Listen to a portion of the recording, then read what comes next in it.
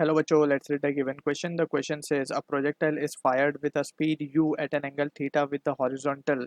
Its speed when its direction of motion makes an angle alpha with the horizontal is option 1 given a u sec theta cos alpha, option 2 given a u sec theta sin alpha, option 3 u cos theta sec alpha, option 4 u sin theta sec alpha.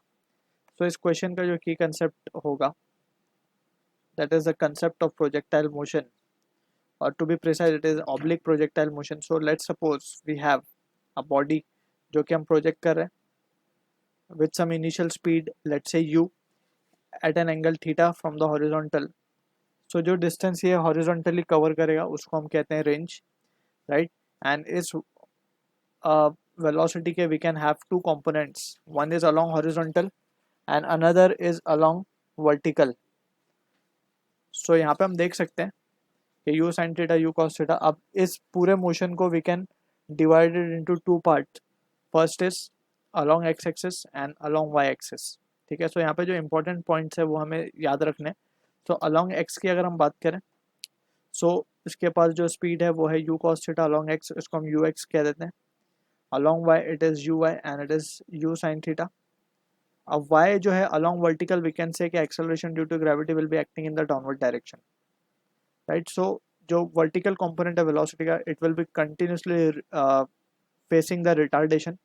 So we can say कि acceleration along y will be negative of g and acceleration along x will be 0 क्योंकि no force will be acting in the horizontal direction. So acceleration or we can say the horizontal component of velocity will remains the same everywhere.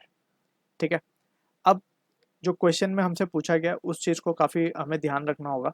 सो हमें बोला गया अब projectile fire किया गया at an angle with speed u, जो कि हमने दिखा दिया, एंगल थीटा भी दिखा दिया with horizontal. It's speed when it's direction of motion.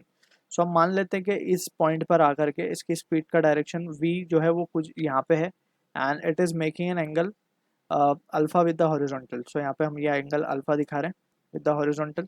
सो इसके दो कंपोनेंट अगर हम देखें, so it will be V X and ऊपर की तरफ वी वाई.